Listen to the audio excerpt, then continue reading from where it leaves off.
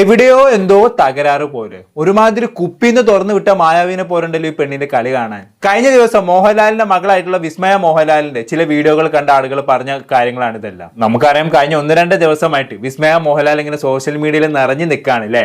എവിടെ നോക്കിയാലും വിസ്മയ മോഹൻലാലാണ്. യൂട്യൂബ് തുറന്നു നോക്കി കഴിഞ്ഞാണെങ്കിൽ ഫുൾ വിസ്മയ മോഹൻലാലിന്റെ ഇന്റർവ്യൂസ് ആണ്. ഇനി ഇൻസ്റ്റാഗ്രാം തുറന്നു നോക്കിയാലോ വിസ്മയ മോഹൻലാൽ ഓടുന്നു, ചാടുന്നു, ക്യൂട്ട്നെസ് വാരി വിതറുന്നു, ഇങ്ങനത്തെ വീഡിയോസ് ഒക്കെയാണ് കാണാൻ സാധിക്കുന്നത്. ചുരുക്കി പറഞ്ഞാണെങ്കിൽ കഴിഞ്ഞ 1-2 ദിവസമായിട്ട് സോഷ്യൽ മീഡിയ അടുക്കി വാഴുന്നത് വിസ്മയ മോഹൻലാൽ ആണെന്ന് തന്നെ വേണമെങ്കിൽ പറയാം. സംഭവം മറ്റൊന്നുമല്ല, മറ്റന്നാൾ വിസ്മയ മോഹൻലാലിന്റെ ആദ്യത്തെ സിനിമ ആയിട്ടുള്ള തുടക്കം എന്ന് പറഞ്ഞ സിനിമയുടെ റിലീസാണ് അല്ലേ. അതിന്റെ ഭാഗമായിട്ട് വിസ്മയ ഓടി നടന്ന് ഇന്റർവ്യൂസും പ്രൊമോഷൻസും ഒക്കെ കൊടുക്കുന്നുണ്ട്. സാധാരണ എല്ലാവരും എല്ലാ സിനിമയും ഇറങ്ങുന്ന സമയത്ത് ചെയ്യുന്ന പോലെയൊക്കെ തന്നെ. പക്ഷെ ഇവിടെ ഏറ്റവും എടുത്തു പറയേണ്ട കാര്യം വിസ്മയുടെ അച്ഛനായിട്ടുള്ള മോഹൻലാലിനെ കുറിച്ചാണ്. ഈ സിനിമയുടെ പ്രൊമോഷന് വേണ്ടി വിസ്മയുടെ കൂടെ തന്നെ അച്ഛനായിട്ടുള്ള മോഹൻലാൽ ഉണ്ട് അല്ലേ. പറഞ്ഞു വരുമ്പോൾ ഈ സിനിമയിലെ അച്ഛനായിട്ടുള്ള മോഹൻലാലിനെ സംബന്ധിച്ചിടത്തോളം ചെറിയ റോളേ ഉള്ളൂ. ഒരു ക്യാമിയോ റോൾ എന്നൊക്കെ വേണമെങ്കിൽ പറയാം. അത്ര ചെറിയ റോളേ മോഹൻലാലിനുള്ളൂ. പക്ഷെ എന്നിട്ട് പോലും മകളോടൊപ്പം തന്നെ സിനിമയുടെ പ്രൊമോഷന് ലാലേട്ടനുണ്ട് എന്നുള്ളതാണ്. സിനിമയുടെ പ്രൊമോഷൻ വേദികളിൽ മകളെക്കാളും കൂടുതൽ ലാലേട്ടനാണ് സംസാരിക്കുന്നത്. നമുക്ക് അതിലേക്കൊക്കെ വരാം. എനിക്ക് തോന്നുന്നത് ഈ അടുത്ത കാലത്ത് താൻ നായകനായിട്ടുള്ള സിനിമയിൽ പോലും ലാലേട്ടന് ഇത്ര പ്രൊമോഷൻ കൊടുത്തിട്ടുണ്ടാവില്ല. പിന്നെ സ്വന്തം മോളുടെ ആദ്യ പടമല്ലേ, സ്വന്തം പ്രൊഡക്ഷൻ ഹൗസിനെ തന്നെ പടമാണ്. അപ്പൊ മകളോട് കമ്മിറ്റ്മെന്റ് ഉള്ള ഒരു അച്ഛൻ എന്ന നിലക്ക്, ഒരുപാട് എക്സ്പീരിയൻസ് ഉള്ള ഒരു സിനിമാ നടൻ എന്ന നിലക്ക് മകളെ ഈ രീതിയിൽ സഹായിച്ചു കൊടുക്കുക എന്നുള്ളത് ഒരു അച്ഛന്റെയും കൂടി കടമയാണല്ലോ. എന്തായാലും ഇതിൽ നിന്നൊരു കാര്യം മനസ്സിലാക്കാൻ സാധിക്കുന്നുണ്ട്, നല്ല കമ്മിറ്റ്മെന്റ് ഉള്ള ഒരു അച്ഛൻ തന്നെയാണ് ലാലേട്ടൻ എന്നുള്ളത്. എന്തായാലും ഇത്രയും മാച്ചിക്ക് നമുക്ക് വിസ്മയുടെ വൈറലായിട്ടുള്ള 1-2 റീൽ വീഡിയോകളൊന്ന് കണ്ടു നോക്കാം.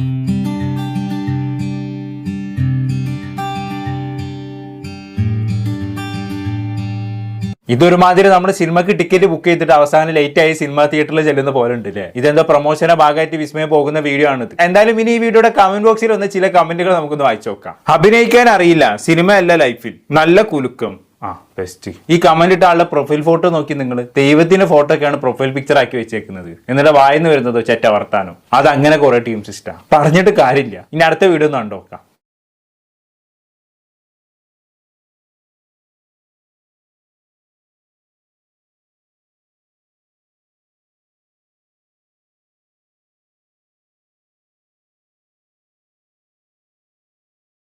ഇനി ഇതിന് താഴെ വന്ന ചില കമന്റുകളൊന്ന് വായിച്ചു നോക്കാം. പാവം കുട്ടി, കുപ്പിയിൽ നിന്നും മായാവിയെ തുറന്നു വിട്ട പോലെയാണ് അവൾക്കും എല്ലാം വിസ്മയം. ഈ 35 വർഷക്കാലം എവിടെയായിരുന്നു? എന്തായാലും മനുഷ്യത്വമുണ്ട്. ഈ കമന്റിന് കിട്ടിയ ലൈക്ക് നോക്കി നിങ്ങൾ, 2800 ലൈക്കും. അപ്പൊ ഇങ്ങനെയൊക്കെയാണ് വിസ്മയന്റെ കളി കാണുന്ന സമയത്ത് ആളുകൾ കമന്റ് ചെയ്യുന്നത്. ഇനി അടുത്ത വീഡിയോ നമുക്ക് കണ്ടോക്കാം.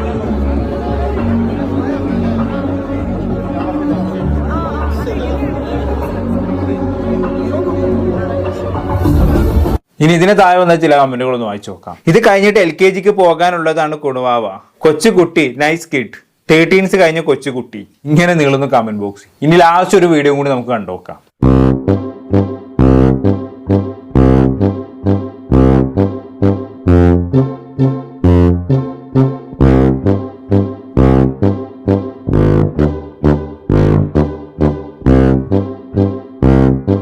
ജസ്റ്റ് ഒരു 30 സെക്കൻഡ് വീഡിയോ മാത്രമാണിത് അല്ലേ. പക്ഷേ ഈ വീഡിയോ കാണുന്ന സമയത്ത് നമുക്ക് മനസ്സിലാവും ഒരു 10 വട്ടമെങ്കിലും വിസ്മയ തലങ്ങനെ ഞെട്ടിത്തിരിക്കുന്നുണ്ട്. ഇതിൽ നിന്ന് മനസ്സിലാക്കാൻ പറ്റുന്നത് ആള് ഭയങ്കര നെർവസ് ആണെന്നുള്ളതാണ്. കാരണം 32 വർഷത്തിനടുക്ക് ആദ്യമായിട്ടാണല്ലോ പുള്ളിക്കാരി ഈ രീതിയിൽ മീഡിയയെ ഫേസ് ചെയ്യുന്നത്, ആൾക്കൂട്ടത്തെ ഫേസ് ചെയ്യുന്നത്. അതിന്റെ എല്ലാം ഒരു ആകാംക്ഷയും നെർവസും ഒക്കെ പുള്ളിക്കാരുടെ മുഖത്ത് പ്രതിഫലിച്ച് കാണുന്നുണ്ട്. അതുകൊണ്ടാണ് പുള്ളിക്കാരി ഇങ്ങനെ സെക്കൻഡിൽ ഇങ്ങനെ തല ഞെട്ടിത്തിരിക്കുന്നത്. എന്തായാലും ഇതിന് താഴെ വന്നൊരു കമന്റ് ഞാൻ വായിച്ചുതരാം. ഇതിനെന്താ ഞെട്ടൽ വാദമുണ്ടോ? ഇതാണ് പലരും വിസ്മയം നോക്കിക്കൊണ്ട് ചോദിക്കുന്നത്. എനിവേ ഇങ്ങനെ നീളുന്നു വിസ്മയുമായി ബന്ധപ്പെട്ടുള്ള കമന്റ് ബോക്സും. പക്ഷെ ഇങ്ങനെയൊക്കെയാണെങ്കിൽ കൂടിയും പലരും വിസ്മയം സപ്പോർട്ട് ചെയ്യുന്നുണ്ട് കേട്ടോ. ഇങ്ങനെയൊക്കെ ഒരു വിഭാഗം ആളുകൾ പറയുന്നുണ്ടെങ്കിൽ കൂടിയും മറ്റൊരു വിഭാഗം ആളുകൾ പറയുന്നത് എന്താണെന്ന് വെച്ചാണെങ്കിൽ അവൾ നെർവസ് ആണ്, അതിന്റെ ഓരോ പ്രശ്നങ്ങളാണ് ഇതെല്ലാം, അതിനാ രീതി കണ്ടാൽ പോരെ എന്നുള്ള രീതിയിലാണ് ഒരു വിഭാഗം ആളുകൾ ചോദിക്കുന്നത്. ആ ചോദ്യവും ന്യായമായിട്ടുള്ള ഒരു ചോദ്യം തന്നെയാണ്. പിന്നെ അറിയാലോ, എന്ത് ചെയ്താലും കുറ്റം കണ്ടുപിടിക്കാൻ ആൾക്കാരുണ്ടാവും. ഇതിപ്പോ ഇങ്ങനെ നെർവസ് ആയി തല ഞെട്ടിത്തിരിക്കുന്നതിന് പകരം ഒരു മൂലകൾ ഒന്നും ചെയ്യാതെ അടങ്ങി ഒതുങ്ങിയിരുന്നെങ്കിൽ ആളുകൾ വേറെ എന്തെങ്കിലും പറഞ്ഞേനെ. ഇവൾക്ക് ഭയങ്കര ജാടയാണ്, അഹങ്കാരമാണെന്നൊക്കെ ആൾക്കാർ പറഞ്ഞുണ്ടാക്കിയേനെ. ഇതിപ്പോ എന്ത് ചെയ്താലും പറയാൻ ആൾക്കാരുണ്ടാവും. നമുക്ക് ആൾക്കാരെ വാ മൂടിക്കെട്ടാനൊന്നും കഴിയില്ലല്ലോ. അതുകൊണ്ട് അതൊന്നും വലിയ മൈൻഡ് ചെയ്യേണ്ട ആവശ്യമൊന്നുമില്ല. പിന്നെ ഇതിനും വലിയ സൈബർ അറ്റാക്ക് വിസ്മയുടെ അച്ഛന് കിട്ടിയിട്ടുണ്ട്. അത് പിന്നെ ഞാൻ പ്രത്യേകിച്ച് പറഞ്ഞേണ്ട ആവശ്യമില്ലല്ലോ. പണ്ട് നിങ്ങൾ ഓർക്കുന്നുണ്ടാക്കും FFC എന്ന് പറഞ്ഞൊരു ഗ്രൂപ്പ്. അതിൽ ലാലേട്ടനെ വെച്ച് എന്തൊക്കെ തോന്നിയവാസങ്ങളായിരുന്നു അല്ലേ പഠിച്ചു വിട്ടിരുന്നത്. അതൊക്കെ വെച്ച് നോക്കുമ്പോൾ ഇതൊക്കെ ചെറുത്. എന്തായാലും അന്നത്തെ ലാലേട്ടന്റെ ട്രോളുകളൊക്കെ ഈ മകള് കണ്ടിട്ടുണ്ടാവുമല്ലോ. അതൊക്കെ കണ്ടിട്ട് തന്നെയായിരിക്കും ഈ മകള് വളർന്നതും. സോ സ്വാഭാവികമായിട്ടും ഇതൊക്കെ ലാലേട്ടന്റെ മകൾ എന്ന നിലയ്ക്ക് വിസ്മയ്ക്ക് ഇതൊക്കെ പുത്തരിയാണ്. പക്ഷെ ഇങ്ങനെയൊക്കെ ആണെങ്കിലും ഒരു കാര്യം പറയാതെ വയ്യ, വിസ്മയിന് ഈ ഒരു മാനറിസം കാരണം അത്യാവശ്യം അത്യാവശ്യം സോഷ്യൽ മീഡിയ അറ്റൻഷൻ വിസ്മയക്ക് നേടിയെടുക്കാൻ പറ്റിയിട്ടുണ്ട്. അത് കാരണം കിട്ടിയ ഗുണം എന്ന് പറയുന്നത് വിസ്മയുടെ മറ്റന്നാൾ ഇറങ്ങാൻ പോകുന്ന സിനിമയ്ക്ക് അത്യാവശ്യം നല്ല പ്രൊമോഷൻ ആയി എന്നുള്ളതാണ്. അതിന് സിനിമയുടെ പ്രൊഡ്യൂസർ ആയിട്ടുള്ള ആന്റണി പെരുമ്പാവൂർ ഒരു സ്പെഷ്യൽ താങ്ക്സ് വിസ്മയോട് പറയേണ്ടിയിരിക്കുന്നു. ഇന്നത്തെ കാലത്ത് സ്വന്തം സിനിമയ്ക്ക് പ്രൊമോഷൻ കിട്ടാൻ വേണ്ടി ആളുകൾ എന്തൊക്കെയോ കാണിച്ചു കൂട്ടുന്നുണ്ട് അല്ലേ. അങ്ങനെ ഇരിക്കുമ്പോഴാണ് ഫ്രീ ആയിട്ട് സ്വന്തം മാനറിസം കാരണം വിസ്മയ തന്നെ ആ സിനിമയ്ക്ക് നല്ല രീതിയിലുള്ള പ്രൊമോഷൻ നേടിക്കൊടുത്തിരിക്കുന്നത്. കാരണം വിസ്മയുടെ ഈ മാനറിസം കാണിക്കുന്ന ഓരോ വീഡിയോക്കും മില്യൺ കണക്കിന് വ്യൂസ് ആണ് ഇൻസ്റ്റാഗ്രാമിൽ കിട്ടിക്കൊണ്ടിരിക്കുന്നത്. പക്ഷെ ഇങ്ങനെയൊക്കെയാണെങ്കിൽ കൂടി ഞാൻ ഒരിക്കലും വിസ്മയെ കുറിച്ച് ഇങ്ങനെ ഒന്നല്ല കേട്ട് വിചാരിച്ചിരുന്നത്. നേരെ വിപരീതമായിട്ടാണ് വിചാരിച്ചത്. കാരണം ഞാൻ വിസ്മയെ കുറിച്ച് ആദ്യമായി അറിയുന്നത് പുള്ളിക്കാരി മറ്റേ നീറ്റ് എക്സാമുമായി ബന്ധപ്പെട്ട് പ്രതികരണം നടത്തുമ്പോഴാണ്. വളരെ പക്വമായിട്ടായിരുന്നു വിസ്മയ പ്രതികരിച്ചിരുന്നത് അല്ലേ. ആ പ്രതികരണം കണ്ട സമയത്ത് അത്യാവശ്യം സ്റ്റെബോൺ ആയിട്ടുള്ള ഒരു പെൺകുട്ടിയായിട്ടാണ് ഞാൻ മനസ്സിൽ പ്രതിഷ്ഠിച്ചിരുന്നത് വിസ്മയെ കുറിച്ച്. പക്ഷെ ഇതെന്ത് ഒരു പാവം കുട്ടി. പിന്നെ ഒരാളുടെ ലുക്ക് കണ്ടും മാനറിസം കണ്ടും ഒരു വ്യക്തിയെ വിലയിരുത്താൻ പാടില്ല എന്നാണല്ലോ. നമ്മൾ ഈ കാണുന്ന വ്യക്തിയൊന്നും അല്ല ഈ വിസ്മയ എന്ന് പറയുന്നത്. നമ്മൾ ഈ അറിഞ്ഞ വ്യക്തിയുമല്ല. വിസ്മയെ സംബന്ധിച്ചിടത്തോളം ഏകദേശം 32 വയസ്സോളം പ്രായമായിട്ടുണ്ട് ഇപ്പോൾ. ഈ 32 വയസ്സിനുള്ളിൽ തന്നെ ഒരുപാട് അച്ചീവ്മെന്റുകൾ വിസ്മയ നേടിയെടുത്തിട്ടുണ്ട്. സ്വന്തമായിട്ടൊരു പുസ്തകം എഴുതി, തായ്ലൻഡിൽ പോയിട്ട് ഒരുപാട് മാർഷൽ ആർട്സുകൾ പ്രാക്ടീസ് ചെയ്തു. അതുകൊണ്ട് വല്ലാണ്ട് അങ്ങോട്ട് കളിക്കാൻ നിൽക്കണ്ട, അടിച്ച് കൈ തരും. പിന്നെ അതുപോലെ തന്നെ ഫിലിം ഇൻസ്റ്റിറ്റ്യൂട്ടിൽ പോയിട്ട് നല്ലോണം പഠിച്ചിട്ടുണ്ട് ഈ കുട്ടി. ചെറുപ്പകാലത്തിൽ തന്നെ ഒരുപാട് അഭിനയിച്ച അവാർഡുകളൊക്കെ നേടിയിട്ടുണ്ട്. അപ്പൊ ചുരുക്കി പറഞ്ഞാണെങ്കിൽ വിസ്മയെ സംബന്ധിച്ചിടത്തോളം ഈ 32 വയസ്സിനടുക്ക് പുള്ളിക്കാർ ഒരുപാട് എക്സ്പ്ലോർ ചെയ്തിട്ടുണ്ട്. അല്ലാതെ ഒരു താരപുത്ര എന്ന നിലക്ക് വെറുതെ വീട്ടിൽ കുത്തിരുന്ന് അച്ഛൻ ഉണ്ടാക്കുന്ന സമ്പാദ്യം മുഴുവനും വാരി വലിച്ച് തിന്നിട്ട് പെട്ടെന്നൊരു ദിവസം എനിക്ക് സിനിമയിൽ അഭിനയിക്കണമെന്ന് പറഞ്ഞിറങ്ങി വന്നതല്ല. എന്തായാലും കണ്ടറിയാം വിസ്മയുടെ ആദ്യത്തെ സിനിമയിലെ അഭിനയം എങ്ങനെയായിരിക്കും എന്നുള്ളത്. ആർക്കും വലിയ പ്രതീക്ഷ ഒന്നും ഇല്ല, എന്നാലും നമുക്ക് നോക്കാം അല്ലേ. ഇനി സിനിമയുടെ പ്രമോഷന്റെ സമയത്തുള്ള ലാലേട്ടന്റെയും മകൾ വിസ്മയുടെയും ചില സംസാരങ്ങൾ നമുക്കൊന്ന് കേട്ടോക്കാം.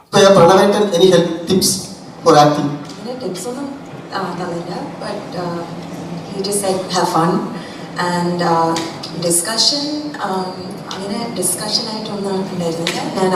ഞാനും അമ്മയും ഇതിനെ പറ്റി സംസാരിച്ചു. സ്റ്റോറി ഭയങ്കര ഇഷ്ടപ്പെട്ടു. എനിവേസ് ഹലോ, ഇവിടെയാണ്. നമസ്കാരം. തുടക്കം നല്ല സംഭവമായിട്ട് ജൂഡിന്റെ അടുത്തേക്ക് വരുന്നുണ്ട്. ആദ്യം ലാലേട്ടനോട് തന്നെയാണ്.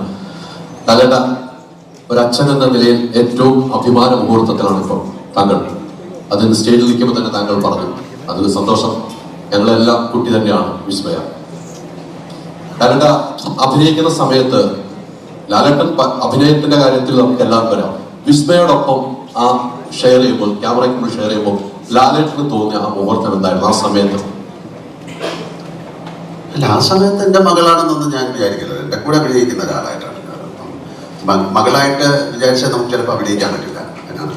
അതെ, അതൊക്കെ അത്രേ ഉള്ളൂ. എന്നാലും ലാലേട്ടൻ ഇതൊക്കെ പറയുമ്പോൾ ഞാൻ ശ്രദ്ധിക്കുന്നത് എങ്ങോട്ടാണെന്ന് അറിയോ? വിസ്മയന്റെ മുഖത്തേക്കാണ്. ഇരുന്നിടത്ത് അങ്ങോട്ട് ഇരിപ്പുറയ്ക്കാത്ത കളിയാണല്ലേ വിസ്മയന്റേത്. അങ്ങോട്ട് തിരിയുന്നു, ഇങ്ങോട്ട് തിരിയുന്നു, മുഖം ഞെട്ടി കളിക്കുന്നു, അങ്ങനെ എന്തൊക്കെയോ കാണിച്ചു കൂട്ടുന്നുണ്ട് പുള്ളിക്കാരി. ഞാൻ നേരത്തെ പറഞ്ഞ പോലെ തന്നെ ആള് ഭയങ്കര നെർവസ് ആണ്. ആദ്യമായ ഒരു ക്രൗഡിനെ ഫേസ് ചെയ്യുന്നതിന്റെ എല്ലാം പുള്ളിക്കാരുടെ മുഖത്തുണ്ട്. കുഴപ്പമില്ല, മുന്നോട്ട് അങ്ങോട്ട് അത് പതിയെ പതിയെ മാറി വന്നോളും. ഇനി ഇതെല്ലാം കഴിഞ്ഞ് മനോജ് കെ ജയൻ വിസ്മയെ കുറിച്ച് ചില കാര്യങ്ങൾ പറയുന്നുണ്ട്. നമ്മൾ അതൊന്ന് കേട്ടോക്കാം.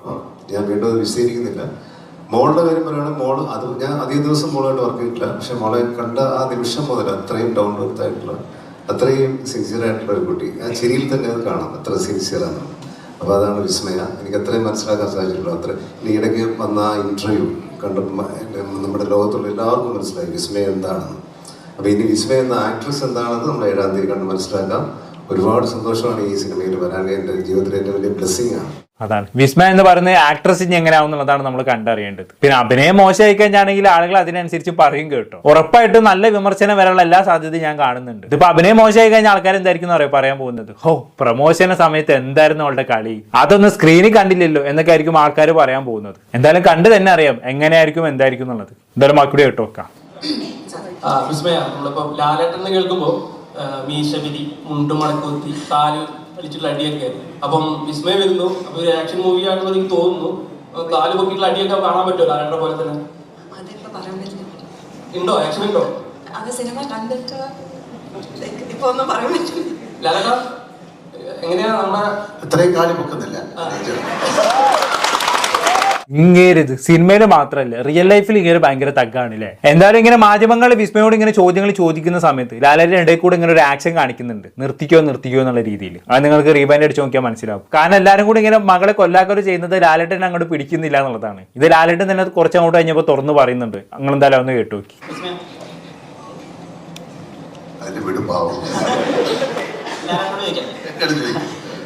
ഞങ്ങൾക്ക് തന്നെ കുറച്ച് ടെൻഷനും ആകാംക്ഷയൊക്കെ ഉണ്ട്. എന്താണ് വിസ്മയ ചെയ്യാൻ പോകുന്നത്? ഇപ്പൊ ട്രെയിലർ ഇംപ്രസീവ് ആണ്, ഇന്റർവ്യൂ കാണുമ്പോൾ ആളുകൾക്ക് വളരെ റിലേറ്റബിൾ ആയിട്ട് തോന്നുന്നുണ്ട്. എന്നാലും ഇപ്പൊ തന്നെ കാണുമ്പോൾ കുറച്ച് ടെൻഷൻ ഉള്ള പോലെ തോന്നുന്നു. അല്ലല്ല, ഇത് മാറ്റാൻ ടെൻഷൻ മാറ്റി വയ്ക്കൂ, അല്ലെങ്കിൽ ഇത് ഈ പ്രഷറിനെ ഹാൻഡിൽ ചെയ്യാൻ ലാലേട്ടൻ എന്തെങ്കിലും ഒരു അച്ഛൻ എന്നുള്ള രീതിയിൽ ഉപദേശിക്കുന്നുണ്ടോ? ഒരു കാര്യമില്ല, ടെൻഷൻ ഞാൻ തന്നെ മാറ്റി വെക്കേണ്ടത്. ഈ ടെൻഷൻ അടിക്കേണ്ട കാര്യമൊന്നുമില്ല. ഇതൊരു എക്സാം എഴുതിയത് പോലെയാണ്. നന്നായിട്ട് എഴുതിയാൽ ജയിക്കും, മോശമായിട്ട് എഴുതിയാൽ തോന്നും, അല്ലേ? So it's already happen. പക്ഷേ ഈ ഞാൻ പറയുന്നത് എനിക്ക് ആദ്യത്തെ സിനിമയിൽ അഭിനയിക്കപ്പെടുന്നു ഇങ്ങനത്തെ ഒരു ടെൻഷനില്ല. ഇപ്പം 370ാമത്തെ സിനിമയിൽ അഭിനയിക്കുമ്പോൾ എനിക്ക് ടെൻഷൻ. അത് പിന്നെ ലാലേട്ടൻ ആദ്യമായിട്ട് സിനിമയിൽ അഭിനയിക്കുമ്പോൾ ഉള്ള സാഹചര്യം അല്ലല്ലോ ഇപ്പോഴത്തെ സാഹചര്യം എന്ന് പറയുന്നത്. അന്ന് സോഷ്യൽ മീഡിയ സജീവമല്ല, ഇത്ര ക്രൗഡിനെ ഫേസ് ചെയ്യേണ്ട ആവശ്യമില്ല. ഒരു ജോലി ചെയ്യുന്ന പോലെ സിനിമയിൽ അഭിനയിച്ചിട്ട് കൊണ്ട് വരാം. സിനിമ നന്നായ ജനങ്ങൾ കൈയടിക്കും, മോശമായ തിയേറ്ററിലെ ആളുകൾ കൂക്കി വിടും. അതിനപ്പുറത്തേക്കൊന്നും ലാലേട്ടന് ഫേസ് ചെയ്യേണ്ടി വന്നിട്ടില്ലായിരുന്നു അന്നത്തെ കാലത്ത്. പക്ഷെ ഇപ്പോഴത്തെ സാഹചര്യം അങ്ങനെയല്ലല്ലോ. ഒരു സിനിമ ഇറങ്ങുമ്പോൾ സോഷ്യൽ മീഡിയ ഫേസ് ചെയ്യണം, പ്രൊമോഷന്റെ ഭാഗമായിട്ട് ക്രൗഡിനെ ഫേസ് ചെയ്യണം, ആളുകളുടെ ചോദ്യങ്ങൾക്ക് ഉത്തരം പറയണം. ഇതെല്ലാം ആദ്യമായി ചെയ്യുന്ന ഒരു വ്യക്തി എന്ന നിലക്ക് വിസ്മയ നെർവസ് ആകും. അതിൽ നമുക്ക് പ്രത്യേകിച്ചൊന്നും പറയാനില്ല. അപ്പൊ ലാലേട്ടൻ അന്നത്തെ സാഹചര്യം വെച്ച് ഇന്നത്തെ സാഹചര്യത്തെ കമ്പയർ ചെയ്യേണ്ട ആവശ്യമില്ല. അന്ന് വേറെ സാഹചര്യം, ഇന്ന് വേറെ സാഹചര്യം, രണ്ടും എൻ്റയർലി ഡിഫറെന്റ് ആണ്. എന്തായാലും മാക്കൂടെ കേട്ടോക്കാം. ഈ ടെൻഷന്റെ കാര്യം പറഞ്ഞതുകൊണ്ട് പറയാണ്. കാരണം ഈ പ്രണവ് സിനിമയിൽ അഭിനയിക്കാൻ വരുന്ന സമയത്ത് ആദ്യമേ പറഞ്ഞിരുന്നു, ചേട്ടാ ഈ ഇന്റർവ്യൂസിനൊക്കെ കുറച്ച് ടെൻഷനാണ്. അപ്പൊ നമ്മളത് അനുവദിച്ചു കൊടുത്തു. മായ സിനിമയിൽ വന്നപ്പോഴും ഇത് തന്നെ പറഞ്ഞിരുന്നു, അയ്യോ ഇത് എല്ലാവരുടെയും മുന്നിൽ വന്നിട്ട് ഇങ്ങനെ സംസാരിക്കാൻ പറഞ്ഞാൽ നമ്മളങ്ങനെ ഒരുപാട് ചോദ്യങ്ങൾക്ക് ഉത്തരം പറയാനൊക്കെ. ഇപ്പൊ നമ്മളെന്ന് പറഞ്ഞിട്ടില്ല, അങ്ങനെ ഒന്നുമില്ല, അങ്ങനെ മോള് വരല്ല എന്ന് പറഞ്ഞു.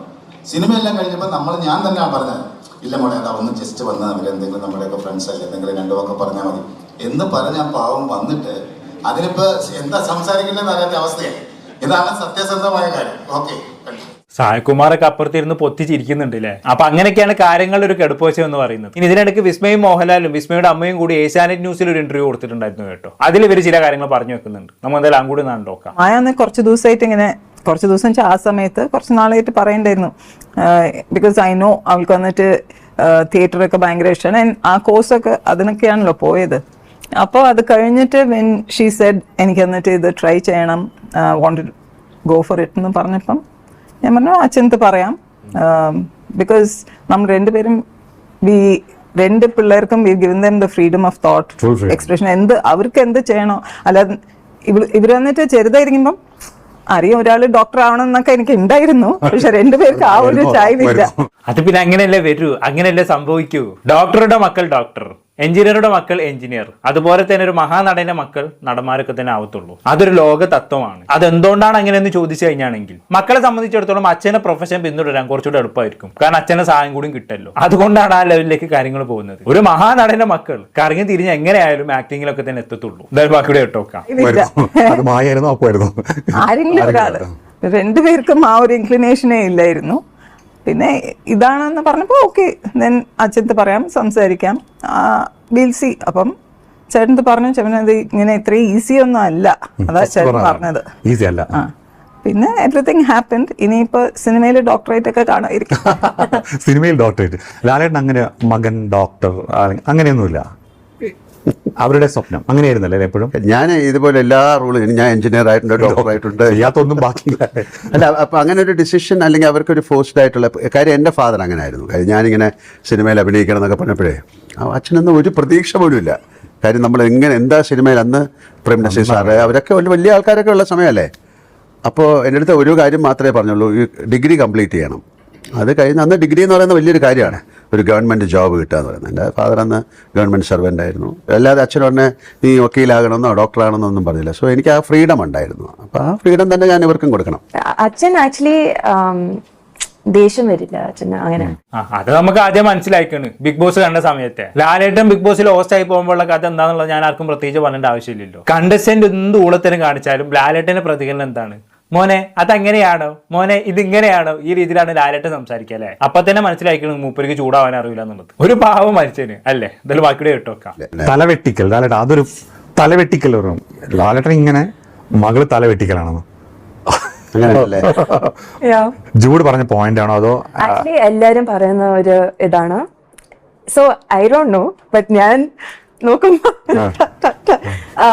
അങ്ങനെയാണ് അങ്ങനെയല്ല, നമുക്ക് ഓരോ കാര്യങ്ങൾ ചെയ്യുമ്പോഴാണല്ലോ മനസ്സിലാക്കുന്നത്. ഇപ്പൊ അവർ സിനിമയിൽ അഭിനയിച്ചില്ലെങ്കിൽ ആരും അറിയില്ല. ഞാനിപ്പോ സിനിമ അഭിനയിച്ചില്ലെങ്കിൽ ആരും അറിയില്ല. എത്രയോ പേര് ഇതുപോലെ നടക്കുന്നവരുണ്ടാവും. അപ്പൊ നമുക്ക് കണ്ടാണ് ഒരു മാനറിസം വരുന്നതാണ്. It's A mannerism. അതെ, അതൊക്കെ അത്രേ ഉള്ളൂ. ഇനിയിപ്പോ ഭാവിയിൽ വിസ്മയ വലിയ നടിയൊക്കെ ആയി കഴിഞ്ഞാണെങ്കിൽ ഭാവി തലമുറ വിസ്മയുടെ മാനറിസം ഒക്കെ അനുകരിക്കാൻ സാധ്യതയുണ്ട്. ലാലേട്ടനെ മറ്റേ നടത്തൊക്കെ അനുകരിക്കുന്നത് പോലെ. അതാണ്, നമ്മളൊരു സൂപ്പർ സ്റ്റാർ ആയി കഴിഞ്ഞാണെങ്കിൽ പൊതുവെ ആളുകൾ കുറവുകൾ എന്ന് തോന്നിക്കുന്ന കാര്യങ്ങൾ പിന്നീട് അത് ട്രെൻഡുകളായി മാറുന്നതാണ്. അങ്ങനെ മാറ്റിയെടുക്കാൻ വിസ്മയക്ക് സാധിക്കട്ടെ, അത്രേ തൽക്കാലം ഞാനിപ്പോ ഇവിടെ പറയുന്നുള്ളൂ. പക്ഷെ ഇങ്ങനെയൊക്കെ ആണെങ്കിൽ കൂടിയും ആക്ച്വലി വിസ്മയ ഭയങ്കര ബ്ലസ്ഡ് ആണ് കേട്ടോ, അത് പറയാതെ വയ്യ. ഈ വിസ്മയ ആദ്യമായിട്ട് അഭിനയിക്കുന്ന തുടക്കം എന്ന് പറയുന്ന സിനിമ പോലും വിസ്മയക്ക് വേണ്ടി ഉണ്ടാക്കിയ സിനിമയാണ്. ആക്ച്വലി ഈ സിനിമ ഉണ്ടാകുന്നത് എങ്ങനെയാണെന്ന് വെച്ചാണെങ്കിൽ കുറച്ച് വർഷങ്ങൾക്ക് മുമ്പ് വിസ്മയക്ക് ഒരു ആഗ്രഹം വരികയാണ് സിനിമയിൽ അഭിനയിക്കണമെന്ന്. അങ്ങനെ വിസ്മയ എന്ത് ചെയ്യുന്നു, ആ ആഗ്രഹം അമ്മയോട് പോയി പറയുന്നു. അമ്മ, എനിക്ക് അച്ഛനെ പോലെ സിനിമയിൽ അഭിനയിക്കാൻ ആഗ്രഹം ഉണ്ടെന്നും പറഞ്ഞുകൊണ്ട്. അങ്ങനെ വിസ്മയന്റെ അമ്മ എന്താക്കുന്നു, അച്ഛനായിട്ടുള്ള മോഹൻലാലിന്റെ കാര്യം അറിയിക്കുന്നു. മോൾക്കൊരു സിനിമയിൽ അഭിനയിക്കാൻ ആഗ്രഹമുണ്ട്, അതുകൊണ്ട് എത്രയും പെട്ടെന്ന് മാക്കൊരു സിനിമ സെറ്റാക്കി കൊടുത്തു എന്ന്. ഇത് കേട്ട് ലാലേട്ടൻ എന്ത് ചെയ്യുന്നു, നേരെ ജൂഡ് ആന്റണിയെ കോൾ ചെയ്യുന്നു. എന്നിട്ട് ജൂഡ് ആന്റണിയോട് പറയുന്നു, എന്റെ മകൾക്ക് സിനിമയിൽ അഭിനയിക്കാൻ ഒരു ആഗ്രഹം പറയുന്നുണ്ട്, ഒരു കാര്യം ചെയ്യും, മകൾക്ക് വേണ്ട ഒരു തിരക്കഥ എഴുതിയിട്ട് വാ, എന്നിട്ട് നമുക്കത് സിനിമയാക്കാം എന്നുള്ളത്. ഇത് കേട്ട പാതി കേൾക്കാത്ത പാതി ജൂഡ് ആന്റണി എന്താക്കുന്നു, ഒരു തിരക്കഥ തയ്യാറാക്കി വരുന്നു ലാലേട്ടന്റെ വീട്ടിലേക്ക്. പക്ഷെ അത് അവർക്ക് ആർക്കും ഇഷ്ടപ്പെട്ടില്ല, റിജക്ട് ചെയ്ത് വിടുന്നു. അടുത്ത തിരക്കഥായിട്ട് വരാൻ പറയുന്നു. അങ്ങനെ അടുത്ത തിരക്കഥായിട്ട് ജൂഡ് ആന്റണി വീണ്ടും അങ്ങോട്ട് പോകുന്നു. അത് വീണ്ടും ഇവർ റിജക്ട് ചെയ്യുന്നു. അങ്ങനെ മൂന്നാമത്തെ തവണ വീണ്ടും അടുത്ത തിരക്കഥായിട്ട് ജൂഡ് ആന്റണി പോകുന്നു. അതെല്ലാവർക്കും ഇഷ്ടപ്പെടുന്നു, പ്രൊസീഡ് ചെയ്യുന്നു. നേരെ പ്രൊഡ്യൂസർ ആയിട്ടുള്ള ആന്റണി പെരുമ്പാവൂരിന്റെ അടുത്തേക്ക് വിടുന്നു. ലാലേട്ടൻ ഓക്കെ പറഞ്ഞതിനെക്കൊണ്ട് മൂപ്പരും ഓക്കെ പറയുന്നു. അങ്ങനെ അത് സിനിമയായിട്ട് മാറുന്നു. ചുരുക്കി പറഞ്ഞാൽ ഓൾ ഇൻ ഓൾ വിസ്മയക്ക് വേണ്ടി മാത്രം ഉണ്ടാക്കിയ ഒരു സിനിമ. ഇത് ഞാൻ തട്ടിവിട്ടതല്ല, വിസ്മയുടെ അമ്മയായിട്ടുള്ള സുചിത്ര തന്നെ ഈ സിനിമയുടെ ലോഞ്ചിന്റെ സമയത്ത്, അതായത് ഒരു 9 മാസം മുമ്പേ പറഞ്ഞ കാര്യങ്ങളാണ്. നിങ്ങൾ എന്തായാലും ഒന്ന് കേട്ടോ. ആക്ച്വലി മായ വന്നിട്ട് ഒരു ഫ്യൂ ഇയേഴ്സ് അഗോ ഇങ്ങനെ ഒരു ആഗ്രഹം പറഞ്ഞപ്പം ഞാൻ ചേട്ടൻ പറഞ്ഞു. And like he said before, ചേട്ടൻ പറഞ്ഞു അത് അത്ര എളുപ്പമുള്ള കാര്യമൊന്നും അല്ല. ബട്ട് ആസ് പേരൻസ് നമ്മളുടെ പിള്ളേർക്ക് വന്നിട്ട് എസ്പെഷ്യലി അവരുടെ ഫ്യൂച്ചറിന്റെ പറ്റി അവരെന്തെങ്കിലും പറയുമ്പോൾ it is our duty to support them in any which way we can, and that's what we've done. And അങ്ങനെയാണ് തുടക്കം. ജൂഡായിട്ട് ഒരു 2-3 കൊല്ലം മുമ്പ് ഇങ്ങനെ സംസാരിച്ച് ജൂഡ് വേറെ 2 കഥ കൊണ്ടുവന്നു, അത് നമുക്ക് വർക്ക് ആയില്ല. പിന്നെ അപ്പൊ ഞാൻ വിശാഖ് പറഞ്ഞു, ജൂഡ് വന്ന ഇപ്പൊ ഒരു ന്യൂസ് ഇല്ലല്ലോ ജൂഡിന്റെ. പറഞ്ഞു, ചേച്ചി ജൂഡല്ലേ എപ്പോഴും എന്തെങ്കിലും കൊണ്ടുവരും. അതുപോലെ ഈ കഥ കൊണ്ടുവന്നപ്പോ എനിക്ക് ഇഷ്ടമായി. അതെല്ലാം കേട്ടിട്ട് ഞാൻ ആന്റണിയത്ത് പറഞ്ഞു, ആന്റണി ഇങ്ങനെ ഒരു കഥ വന്നിട്ടുണ്ട്. ആന്റണി കഥയെല്ലാം കേട്ടിട്ട് അവസാനം ചോദിച്ചു, ചേച്ചി ആരാ ഇത് പ്രൊഡ്യൂസ് ചെയ്യാൻ പോണേ? അപ്പൊ ഞാൻ ആന്റണിയെ നോക്കിയിട്ട് പറഞ്ഞു, എന്ത് ചോദ്യം അത്? ആന്റണി, ആശീർവാദ് സിനിമാസ്. അപ്പൊ ആന്റണി, ഞാനോ? ഞാൻ പറഞ്ഞു, വേറെ ആര്? ആന്റണി തന്നെയാ പ്രൊഡ്യൂസ് ചെയ്യുന്നത്. And Anthony, very graciously, he has made it a reality today. Thank you, Jude. And thank you to all the people who are working behind Thudakkam. And Maya, this is for you. With your grandparents' blessings, ividella ellarum blessings, and by the grace of God, I wish you all the very best in your new beginning for your Thudakkam. അതാണ്, ഇതൊക്കെയാണ് മക്കളെ privilege എന്ന് പറയുന്നത്. Nepotism, മറ്റ് peak എന്നൊക്കെ വേണമെങ്കിൽ ഇതിനെ വിളിക്കാം. മകൾ അച്ഛനോട് ഒരു ആഗ്രഹം പറയുന്നു, ഉടനെ തന്നെ അച്ഛൻ മകൾക്ക് വേണ്ടി ഒരു സിനിമ തന്നെ അങ്ങോട്ട് ഉണ്ടാക്കി കൊടുക്കുന്നു. എന്തായാലും നന്നായി വരട്ടെ. സിനിമയുടെ പേര് പോലെ തന്നെ വിസ്മയ്ക്ക് ഈ സിനിമ നല്ലൊരു തുടക്കം തന്നെ ആവട്ടെ. കൂടുതലൊന്നും പറയുന്നില്ല. എന്താണെന്നിട്ട് നിങ്ങൾക്ക് തോന്നുന്നത് താഴെ കമന്റ് ബോക്സിൽ രേഖപ്പെടുത്തുമല്ലോ. അടുത്തൊരു ടോപ്പിക്കുമായി വീണ്ടും കാണാം.